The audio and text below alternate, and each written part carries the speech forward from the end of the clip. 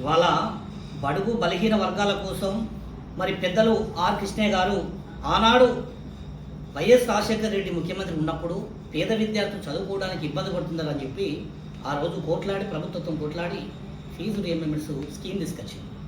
ఇది ముఖ్యమంత్రి రేవంత్ రెడ్డి పెట్టలేదు, లేకుంటే కేసీఆర్ పెట్టలేదు.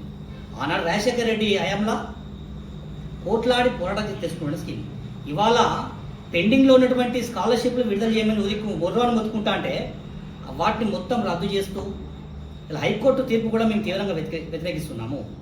ఇలా హైకోర్టు ఏం చెప్తుంది స్పష్టంగా అంటే, విద్యార్థులు స్కాలర్షిప్లు అట వాళ్ళు విద్యార్థులు కట్టుకుంటే తర్వాత గవర్నమెంట్ రిలీజ్ చేసినప్పుడు మళ్ళీ విద్యార్థుల అకౌంట్లోకి పోతాయి అని చెప్పి చెప్తా ఉన్నారు. అసలు ఆయనతో విద్యార్థులు ఒకవేళ డబ్బులు పెట్టి చదువుకోవాలనే పరిస్థితులు ఉంటే స్కాలర్షిప్లు ఎందుకు? ఈ పేద విద్యార్థులు ఫీజులు కట్టలేకనే కదా ఆనాడు ఆర్ కృష్ణయ్య గారు పోరాటం చేసి ఈ స్కీమ్ తీసుకొచ్చింది.